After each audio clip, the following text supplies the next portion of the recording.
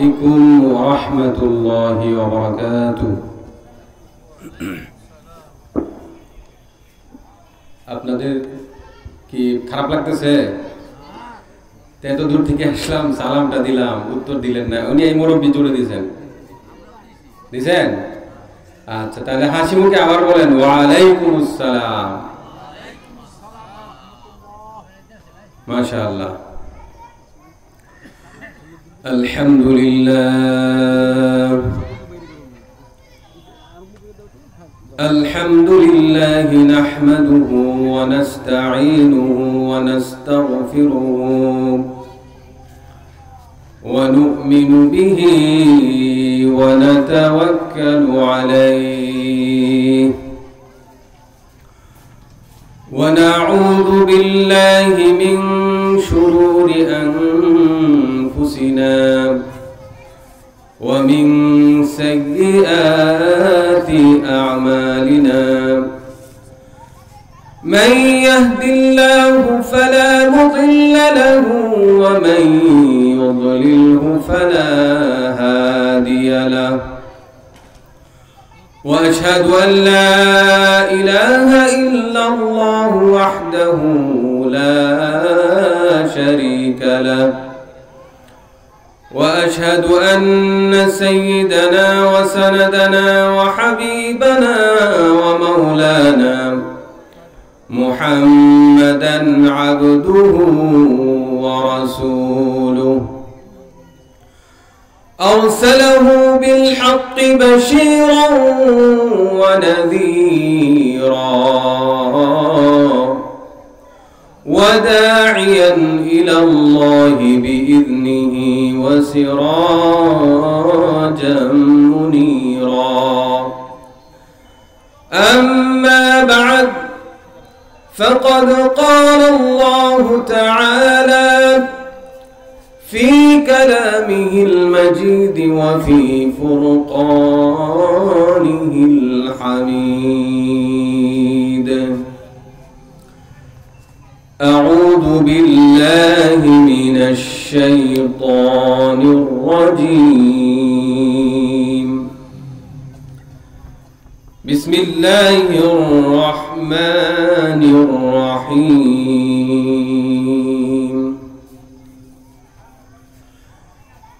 إن الذين قالوا ربنا الله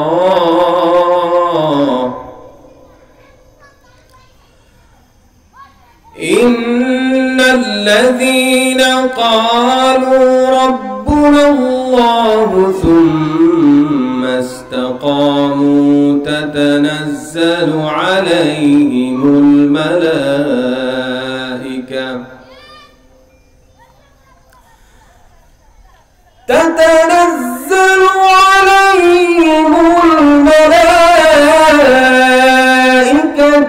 ألا تخافوا ولا تحزنوا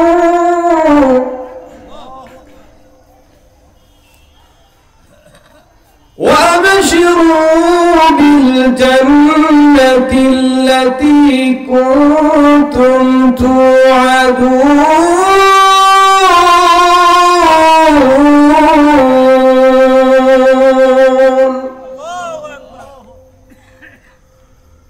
وقال رسول الله صلى الله عليه وسلم قل آمنت بالله ثم استقم أو كما قال عليه الصلاة والسلام وقال تعالى في شان حبيبه ومحبوبه مخبرا وآمرا إن الله وملائكته يصلون على النبي يا أيها الذين آمنوا صلوا عليه وسلموا تسليما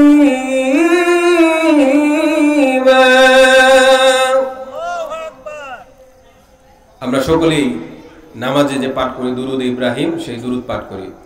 আল্লাহুম্মা সাল্লি আলা মুহাম্মাদিন ওয়া আলা আলি মুহাম্মাদ কামা সাল্লাইতা আলা ইব্রাহিম ওয়া আলা আলি ইব্রাহিম ইন্নাকা হামিদুম মাজিদ। আল্লাহুম্মা বারিক আলা محمد وعلى آل محمد كما باركت على إبراهيم وعلى آل إبراهيم إنك حميد مجيد। नगुल हो जिस चमन में नहीं कुछ फायदा उस सिता से बलगल उला बिकमालिही कशफत दुजा बिजमालिही हसनत जमीउ खिसालिही सल्लु अलैहि व आलिही। প্রশংসা সবই কেবল তোমারি, প্রশংসা সবই কেবল তোমারি রব্বুল আলামিন। দয়ালু মেহেরবান করুণায় ফুরান, দয়ালু মেহেরবান করুণায় ফুরান, আর কেউ নয় তুমি মালিক শেষ বিচারের দিন, শেষ বিচারের দিন। জোরে বলেন আলহামদুলিল্লাহ, আরো জোরে বলেন আলহামদুলিল্লাহ। সময় খুবই সংকীর্ণ, লম্বা ভূমিকা দেওয়ার সুযোগ নাই। আজকে খড়ারচর দারুল উলুম মাদ্রাসা এতিমখানার 50তম বার্ষিক ওয়াজ মাহফিলে উপস্থিত সম্মানিত সভাপতি আলহাজ ইঞ্জিনিয়ার দেলোয়ার হোসেন সাহেব, উপস্থিত মঞ্চে উপবিষ্ট উলামায়ে কেরাম, সামনে উপবিষ্ট আমার দিনদার মুমিন মুসলমান ভাইরা এবং পর্দার আড়ালের আমার দিন প্রিয় ইসলাম প্রিয় মুসলিম মা ও বোনেরা, শুরুতে আল্লাহ সুবহানাহু ওয়া তাআলার প্রশংসা করছি, যিনি আজকে আমাদেরকে এমন একটি চমৎকার মাহফিলে ব্যবস্থা করে সেখানে বসার এবং আলোচনা করা ও শোনার তৌফিক দিয়েছেন। সেজন্য আমরা শুরুতেই রব্বে কারিমের দরবারে কালিমাতুশ শুকর আদায় করি। সকলে জোরে সোরে বলি আলহামদুলিল্লাহ। এটা একটা বড় নিয়ামত কিনা জোরে বলেন। এই মাহফিল কি প্রতিদিন হবে? আজকে 12টা বা 1টার পরে আর কোনো খবর পাওয়া যাবে না। অনেকে অপেক্ষায় আছে, প্রধান বক্তা আসবে 10টা সাড়ে 10টায়, তারপরে আমি যাব বাসা থেকে হেঁটে হেঁটে পান চাবাইতে চাবাইতে, তারপরে গিয়ে আলোচনা শুনবো। কিন্তু না, আলোচনা কিন্তু সন্ধ্যার পর থেকেই শুরু হয়ে গেছে, ঠিক না বেঠি?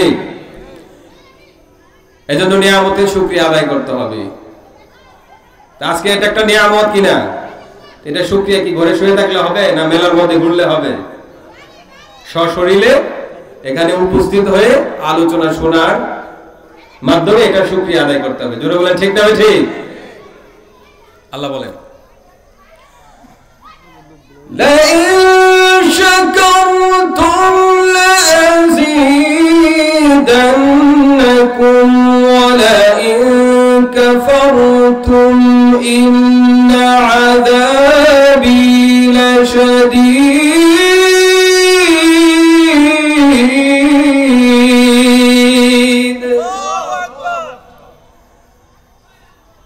আমার আল্লাহ বলেন, ও বান্দা,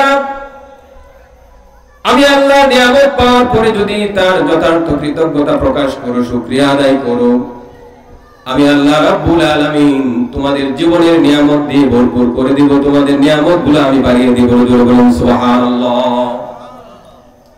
আর যদি নিয়ামত পাওয়ার পরে অকৃতজ্ঞ হয়ে যাও, তাহলে জেনে রাখো ইন্না আযাবী লাশাদীদ, আমি আল্লাহ রাব্বুল আলামিন তোমার জন্য কঠিন আযাবের ব্যবস্থা করে রেখেছি। জোরে বলেন নাউযুবিল্লাহ।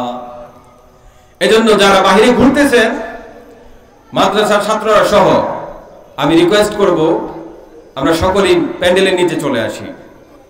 প্যান্ডেলের নিচে চলে আসি, মাহফিলের সৌন্দর্যটা বৃদ্ধি করি।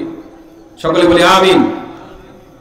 প্রিয় উপস্থিতি, আমি আপনাদের সামনে সূরা ফুসসিলাত 30 নম্বর আয়াত তেলাওয়াত করেছি। সেখানে আল্লাহ রাব্বুল আলামিন বলতেছেন ইন্নাল্লাযীনা ক্বালু রাব্বুনা আল্লাহ, যারা বলবে আমাদের প্রভু আল্লাহ, আমাদের রব আল্লাহ। সুম্মা ইসতাকামু, এরপরে রব বলার উপর ইস্তেকামত থাকবে। তাতানাজ্জালু আলাইহিমুল মালায়েকা, তাদের জীবন যখন শেষ হবে, মৃত্যুর পূর্ব মুহূর্তে আমি আল্লাহ রাব্বুল আলামিন তাদেরকে রিসিভ করার জন্য রহমতের ফেরেশতা পাঠিয়ে দেব। জোরে বলেন সুবহানাল্লাহ। তাহলে রব বলার উপর ইস্তেকামত থাকতে হবে। আল্লাহ রাব্বুল আলামিনের অনেক সিফাতি নাম আছে, সেই সুন্দর সুন্দর নামগুলো নিয়ে আল্লাহ রাব্বুল আলামিনকে ডাকার জন্য আল্লাহ রাব্বুল আলামিন কোরআনে কারীমের মধ্যে বলেছেন, আল্লাহ বলেন ওয়ালিল্লাহিল আসমাউল হুসনা ফাদউহু বিহা। আল্লাহ রাব্বুল আলামিনের অনেকগুলো সুন্দর সুন্দর নাম আছে। ও আমার বান্দা বান্দিরা, তোমরা এই সুন্দর নামগুলো নিয়ে আমি রবকে ডাকো। জোরে বলেন সুবহানাল্লাহ। 99টা নাম আমরা জানি না আসমাউল হুসনা বলে, এর বাহিরেও আরো কিছু নাম আছে, যেমন আল্লাম, হান্নান, মান্নান, রব। আমি যে টপিকটা নিয়ে আলোচনা করব একেবারে সংক্ষিপ্তভাবে, একটা নাম আছে রব, একটা নাম আছে কি রব। রবের সংক্ষিপ্ত পরিচয় যদি দেই, রবের অর্থ হলো প্রতিপালক, লালন পালনকারী। আর শরীয়তের পরিভাষায় রব বলা হয় যিনি সমস্ত সৃষ্ট জীবের সকল চাহিদা পূরণ করেন, না চাহিতেও। চাওয়ার প্রয়োজন হয় না যে আমাকে এটা দেন ওইটা দেন, যার যেটা যখন প্রয়োজন সবকিছু নিজ দায়িত্বে পূরণ করেন, তাকে কি বলা হয় রব। জোরে বলেন সুবহানাল্লাহ। এতটুকু রবের পরিচয় দিলাম। এখন আমরা অনেকেই জানি বিষয়টা, আল্লাহ রাব্বুল আলামিন যখন আলমে আরওয়াহতে, রূহের জগতে সকল প্রাণীকুলে রূহ সৃষ্টি করার পরে দুনিয়াতে যারা এসেছিল, যারা বর্তমানে আছে, যারা আসবে, সকলের রূহকে একত্রিত করেছেন। করে আল্লাহ রাব্বুল আলামিন একটা স্বীকারোক্তি নিয়েছিলেন, আলাস্তু বিরাব্বিকুম, আমি কি তোমাদের রব নই? সকল মানুষ এক সুরে বলেছিল বালা শাহিদনা, হ্যাঁ হ্যাঁ আপনি আমাদের প্রভু, আপনি আমাদের রব, শাহিদ না, আমরা সাক্ষ্য দিলাম। তাহলে আলমে আর রাতে আমরা রবকে রব হিসেবে স্বীকার করেছিলাম কিনা? হয়তো আমরা অনেকে জানি না, কিন্তু সবাই স্বীকার করেছিলাম, যেটা কোরআনুল কারীম প্রমাণ করেছে। যারা আলমে আর রাতে আল্লাহকে রব বলে স্বীকারোক্তি দিয়েছিল, শুধু ওই রবের স্বীকারোক্তিতে কাজ হবে না, দুনিয়াতে আসার পরেও রব বলার উপর ইস্তেকামত থাকতে হবে। আলমে আর রাতে বলেছিলেন রব্বুল আল্লাহ, আমাদের প্রভু আল্লাহ, আমাদের রব আল্লাহ। দুনিয়াতে আসার পরেও যদি আল্লাহর এই রবের সিফাতের উপর বিশ্বাস, ইস্তেকামত রাখতে পারি এবং সে অনুযায়ী জীবন পরিচালনা করতে পারি, তাহলে পরবর্তী জীবন পরকালে সফলতা। রব বলে স্বীকার করেছিল, কিন্তু দুনিয়াতে আসার পরে রবের আর খবর নাই, কাফের মুশরিক হয়ে গেছে, বেঈমান হয়ে গেছে। তাহলে ওই রব বলার উপর কোনো লাভ হবে? কথা বুঝতেছেন আবার? রব বলার পরে দুনিয়াতে আসার পরে রবের উপর ইস্তেকামত থাকতে হবে। এজন্য আল্লাহ বলেন ইন্নাল্লাযীনা ক্বালু রাব্বুনা আল্লাহ সুম্মা ইসতাকামু تتنزل عليهم الملائكة আলমে আরওয়াতে রব বলে স্বীকার করেছিল, দুনিয়াতে আসার পরেও রব বলার উপর ইস্তেকামত ছিল। তাহলে তাদের মৃত্যুর সময় ওই মুমিন বান্দাটার রূহ কবজ করার জন্য আমি আল্লাহ রাব্বুল আলামিন জান্নাতি সরঞ্জাম সহ আমার রহমতের ফেরেশতাকে তাকে রিসিভ করার জন্য পাঠিয়ে দেব। জোরে বলেন সুবহানাল্লাহ। এখন আমরা যারা ঈমানদার মুমিন, তারা তো রবকে রব বলে স্বীকার করি না? আল্লাহ রাব্বুল আলামিন পছন্দ করেন যে বান্দা আল্লাহকে রব বলে ডাকুক, বান্দা আল্লাহকে রব বলে ডাকুক। দেখুন না, আমাদের আদি পিতা হযরত আদম আলাইহিস সালাতু ওয়াস সালাম যখন জান্নাতে বসবাস করছিলেন, আল্লাহ বলেন সব খাও, আরামায়েশ করো, একটা গাছের কাছে যেও না, ওই গাছের ফল খেও না। কে ফেলছিল? ভুল করে ফেলছিল। তাহলে রব বলার উপরে ইস্তেকামত, একটু পদস্খলন ঘটেছিল, একটু ভুল হয়েছিল, সাথে সাথে ফিরে আসছিলেন, রবের কাছে ক্ষমা চাইছিলেন। কি বলছিলেন? রব্বানা যালামনা আনফুসানা ওয়া ইল্লাম তাগফির লানা ওয়া তারহামনা লানাকুনান্না মিনাল খাসিরিন।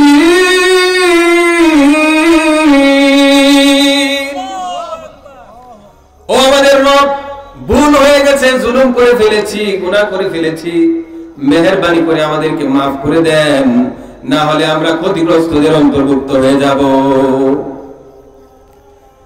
দ্বিতীয় আদম বলা হয় নূহ আলাইহিস সালাতু ওয়াস সালামকে, সংক্ষেপে বলছি। উনিও প্রায় 950 বছর মানুষকে কালেমার দাওয়াত দিয়েছে, কিন্তু কয়েকজন ছাড়া কেউ ইসলাম গ্রহণ করে নাই। তো মন খারাপ নূহ আলাইহিস সালামের, আল্লাহর কাছে অভিযোগ করে। তাহলে আমাদের মন খারাপ হলে কার কাছে অভিযোগ করতে হবে? কার কাছে বলতে? রবের কাছে। কার কাছে? রব্বুল আলামিন। দেখেন উনি বলতেছেন, রব্বি ইন্নী দাউতু কওমি লাইলান ওয়া নাহারা। ও রব, দিনে রাতে আমি দাওয়াত দিছি, ফালাম ইয়াজিদুহুম বিদুআই ইল্লা ফিরারা, তবে শুধু তারা পালাইছে, আমার দাওয়াত কবুল করে নাই কয়েকজন ছাড়া। আর কিছুদিন যাওয়ার পরে নূহ আলাইহিস সালাম বলছেন, আবার রবের কাছে বদদোয়া করতেছেন, রব্বি লা তাযার আলাল আরদি মিনাল কাফিরিনা দাইয়ারা। ও আল্লাহ, ও রব, এই কাফেরদের কোন অস্তিত্ব দুনিয়ার মধ্যে রাখবেন না, ধ্বংস করে দেন। পরে তো আল্লাহ বন্যা দিয়েছিলেন। তাহলে রব। তারপরে আমরা আসি ইব্রাহিম আলাইহিস সালাতু ওয়াস সালামের কাছে। হযরত ইব্রাহিম আলাইহিস সালাতু ওয়াস সালাম ছোটবেলায় যখন দেখলেন তার মা বাবা সবাই মুশরিক, মূর্তি পূজা করে, তো এটা দেখে তো উনি বলতেছেন, মনে মনে ভাবেন কি ব্যাপার, এরা নিজের হাতে বানায়, এদেরই আবার পূজা করে, উপাসনা করে। তাদের জন্য আল্লাহর কাছে দোয়া করে, রব্বানা ইগফিরলি ওয়া লিওয়ালিদাইয়া ওয়া লিল মুমিনিনা ইয়াওমা ইয়াকুমুল হিসাব।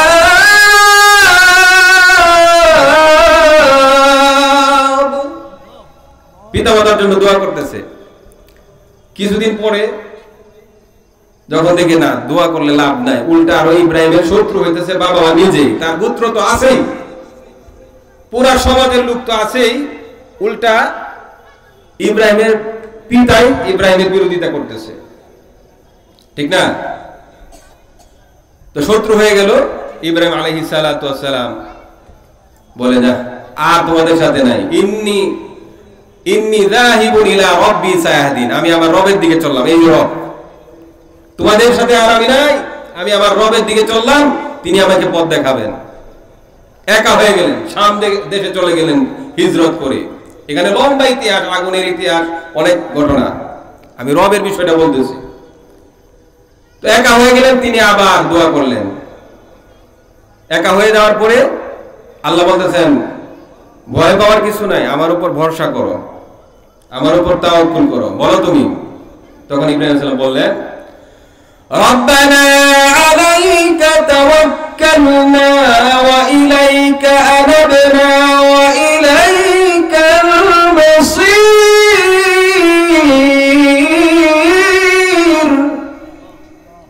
ও রব, আপনার উপরেই তাওয়াক্কুল করলাম, ওয়া ইলাইকা আনাবনা, এবং আপনার দিকেই আমি ফিরলাম, প্রত্যাবর্তন করলাম, ওয়া ইলাইকাল মাসীর, আবার আপনার দিকে আমাদেরকে ফিরে যেতে হবে।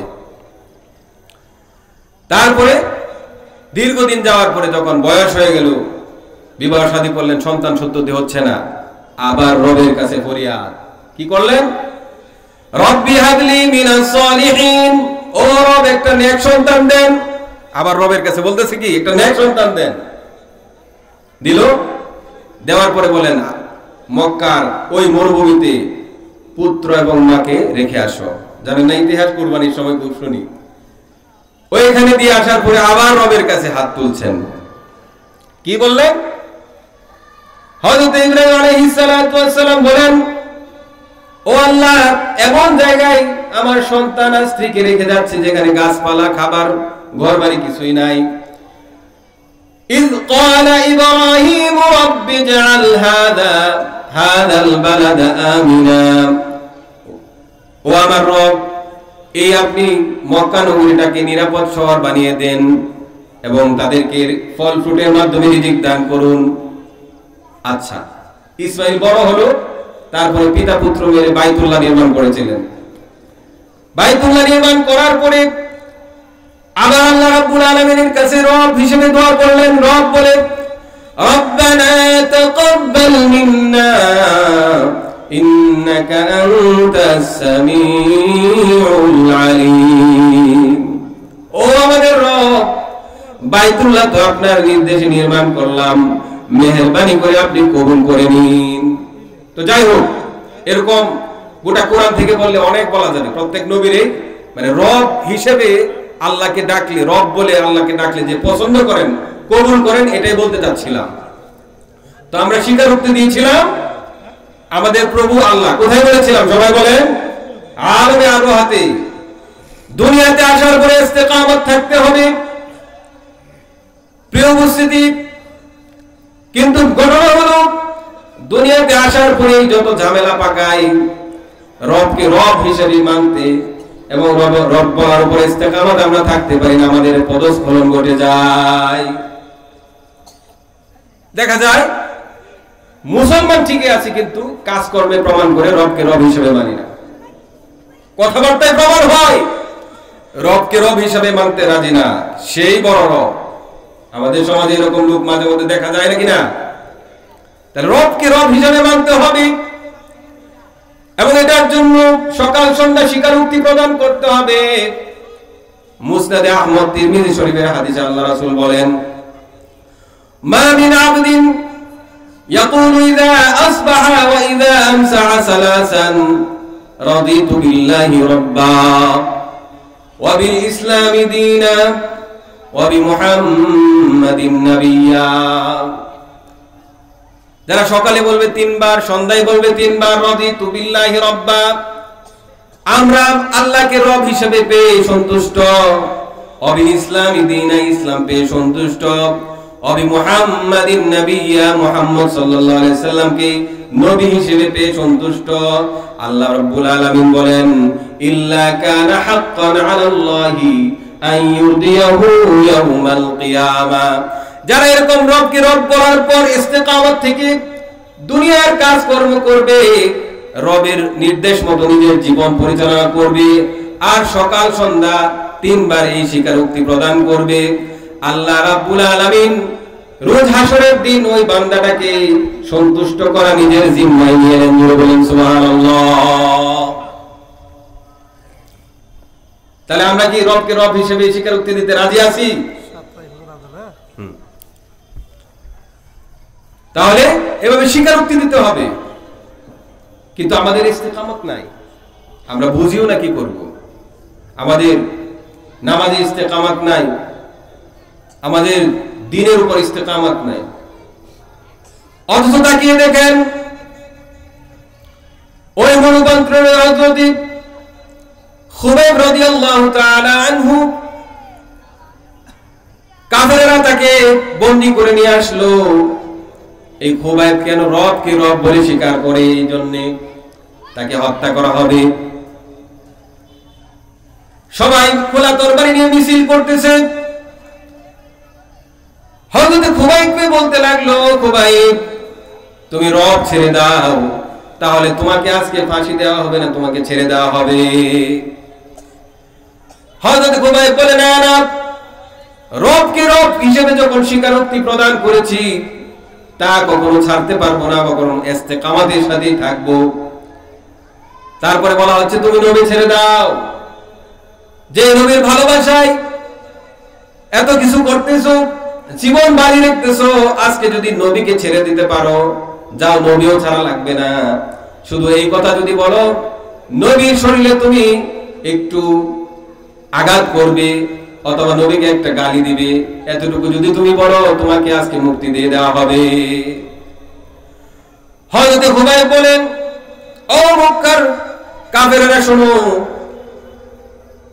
রব ছেড়ে দেব তো দূরের কথা, আর নবীকে ছাড়বো তো দূরের কথা, বরং নবীজির গায়ে যদি একটা ফুলের টুকা দেওয়ার জন্য বলা হয়, আমি খুবাইবের দ্বারা তা সম্ভব হবে না, তোমরা আমাকে শুলে চড়িয়ে দাও। দেখা গেল ইস্তেকামত ছিল, তারা খুবাইবকে শুলে চড়ে শহীদ করে দেয়। লম্বা ঘটনা।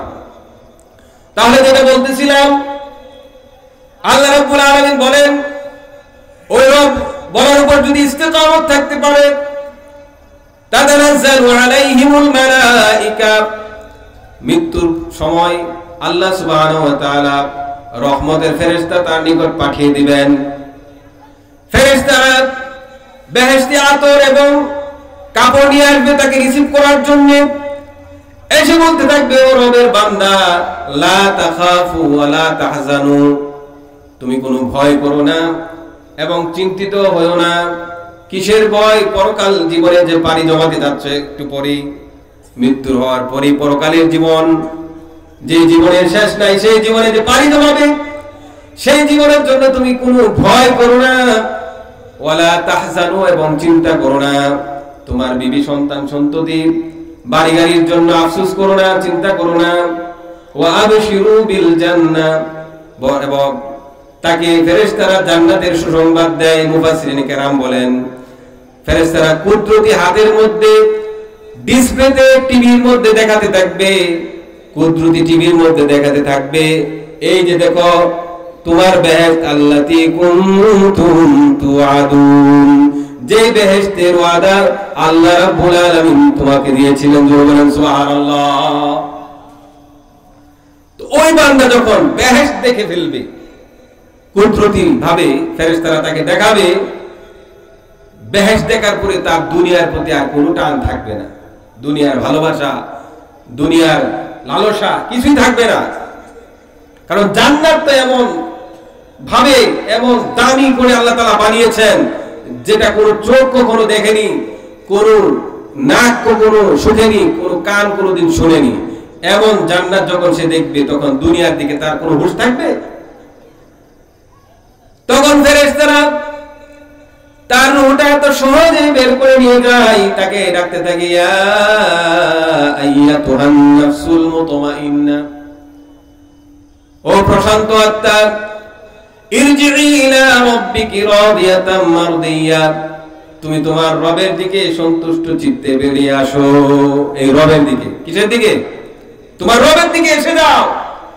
তুমি রবের উপর স্বীকারোক্তি দিয়েছিলে, দুনিয়াতে ইস্তেকামত ছিলে, অনেক কষ্ট করে এই ইস্তেকামতের উপর দৃঢ় ছিলে, আমল করেছিলে, এখন তোমার মৃত্যুর সময় হয়ে গেছে, আসো আসো, তুমি তোমার রবের দিকে সন্তুষ্ট চিত্তে বেরিয়ে যাও।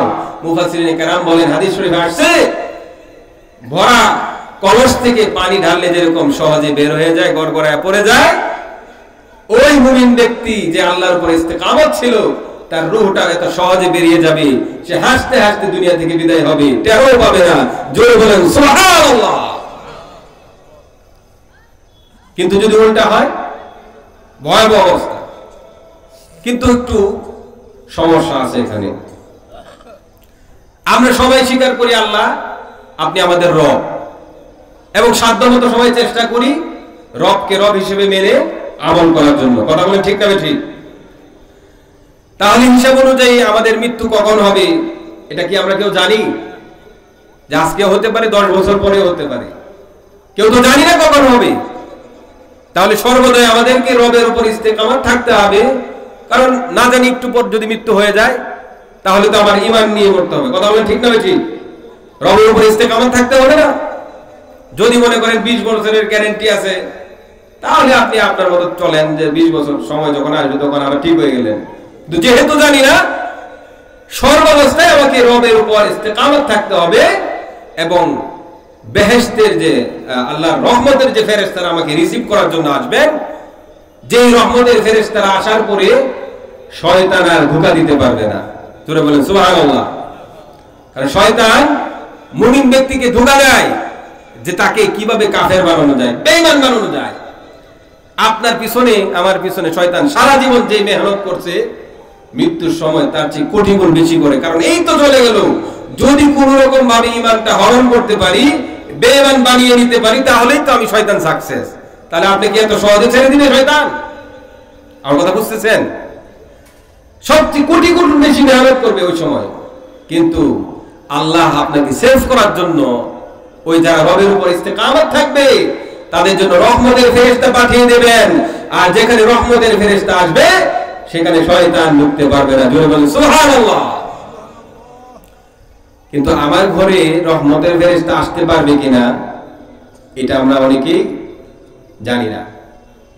কারণ হাদিস শরীফে আসছে, লা তাদখুলুল মালাইকাতু বাইতান ফীহি কালবুন আও তাসাবি।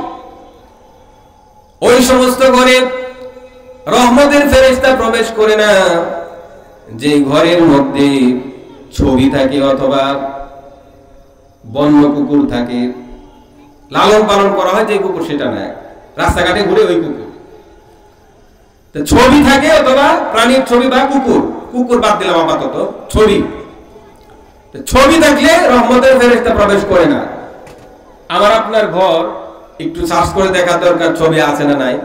আমাদের অনেক ঘরে তো হাজি গাজি, অনেক ঘরে বিশাল আকারের ছবি, ছেলের ছবি, সন্তানের ছবি, বিবাহ বার্ষিকীর ছবি, কত ধরনের ছবি বড় করে ওয়ালে লাগায় রাখি। এই যে ছবি আপনি লাগাইছেন, আজান কি এখন হবে? আজানের সময় 5 মিনিট মানে 10 মিনিট থাকলে 2 মিনিট শেষ করে দিচ্ছি। হ্যাঁ, তাহলে হাজি গাজি আমরা কত টাকা খরচ করে বিশাল আকারের ছবি ঘরের মধ্যে লাগায় রাখি, অথবা কোন খেলোয়াড়ের ছবি, অথবা কোন নায়ক নায়িকার ছবি আমাদের ঘর বাড়িতে আছে না নাই? ভালো করে মনে রাখুন, ও রবের উপর ইস্তেকামত ওয়ালারা শুনে রাখুন, আপনার ঘরে তো রহমতের ফেরেশতা আসতো, কিন্তু আপনার ঘরে প্রাণীর ছবি থাকার কারণে, বা আপনার নিজের ছবি থাকার কারণে, বা আপনার প্রিয় মানুষের ছবি থাকার কারণে আপনার ঘরে রহমতের ফেরেশতা আসতে গিয়েও কিন্তু প্রবেশ করতে পারলো না। শয়তান আপনাকে বেঈমান হিসেবে মৃত্যুবরণ করিয়ে দিবে। ধরে বলেন নাউযুবিল্লাহ। এটার জন্য কি আল্লাহ দায়ী না আমি নিজে? আল্লাহ তো পাঠাইছিল রিসিভ করার জন্য ফেরেশতা, কিন্তু ফেরেশতা আয়েশা দেখে গেট আউট, প্রবেশ করা যাবে না, ঘরে আমি ছবি রাখছি। সাধারণ মুসলমান আমরা, আমাদের ঘর যদি রবের বান্দার ঘর না হয় তাহলে তো বিপদে পড়ে যাব। সারা জীবন রব রব করলেও লাভ হবে না, ইস্তেকামত থাকলেও লাভ হবে না। আপনি তো ইস্তেকামত নাই, থাকলে তো আপনার ঘরে ছবি থাকতো না। আমাদের কথা বাদ দেন, স্বয়ং যে রাসূলের উপর কোরআন নাযিল হয়েছিল, জিবরাইল ফেরেশতা ওহী নিয়ে সরাসরি রাসূলের দরবারে চলে আসতো, রাসূলের হুজরায় চলে আসতো। একদিন জিবরাইল এসে নবীর হুজরার বাহিরে দাঁড়িয়ে সালাম দিচ্ছেন, আসসালামু আলাইকা ইয়া রাসূলুল্লাহ। আল্লাহ রাসূল অবাক হয়ে গেলেন, ও জিবরাইল, কি ব্যাপার? সব সময় তুমি সালাম দিয়ে আমার কাছে সরাসরি চলে আসো, আজকে কি হলো? কোন জিনিস তোমাকে বাধা দিয়েছে? তুমি ঘরে আমার কাছে আসতেছো না, বাহিরে থেকে সালাম দিচ্ছ। দেখেন রাসূলের কাছে জিবরাইল বলে, ইয়া রাসূলুল্লাহ, আপনার গায়ে একটা শামী চাদর আছে, শাম দেশের চাদর, সেই চাদরের মধ্যে ছোট ছোট ময়ূরের ছবি আছে। এই ছবি থাকার কারণে আমি জিব্রাইল রহমতের ফেরেশতা আপনার কাছে আসতে পারতেছি না, স্বয়ং রাসূলের কাছে যাইতে পারতেছে না। আমি আপনি একটু মাথা খাটান, আজকেই বাসায় গিয়ে ঘরের সব ছবি আপনি ছিঁড়ে ফেলেন। যদি মনে করেন গুনাহ হবে তাহলে আমার নামে ট্রান্সফার করে দিয়েন, সব ছবি ছিঁড়ে ফেলেন। আর যদি কোনো ছবি রাখতে হয়, বাবার ছবি মাঝে মাঝে মন চাইলে দেখবেন, যদিও সব নাই, যদি মন চায় তাহলে আপনি এটা ভালো করে কাপড় দিয়ে পেঁচিয়ে আপনার এই সিন্ধুকের ভিতরে ঢুকিয়ে রাখেন, মাঝে মধ্যে বের করে দেখেন যদি মন চায়। আল্লাহ রাসূল বললেন, ইয়া জিবরাইল তাহলে কি করব? হযরত জিবরাইল বললেন, ইয়া রাসূলুল্লাহ, এই চাদরের ময়ূরের ছবিগুলো আপনি মাথা একদিকে নেন, বডি আরেকদিকে করে নেন, এভাবে ছিঁড়ে যখন টুকরো টুকরো করবেন তাহলে আমি আসতে পারবো। ঠিকই তা হলো, আল্লাহ রাসূল তার চাদর থেকে ময়ূরের ছবিগুলো আলাদা করলো, বডি এক জায়গায়, মাথা এক জায়গায়। তখনই জিবরাইল ফেরেশতা রাসূলের হুজরায় প্রবেশ করলো। জোরে বলেন সুবহানাল্লাহ।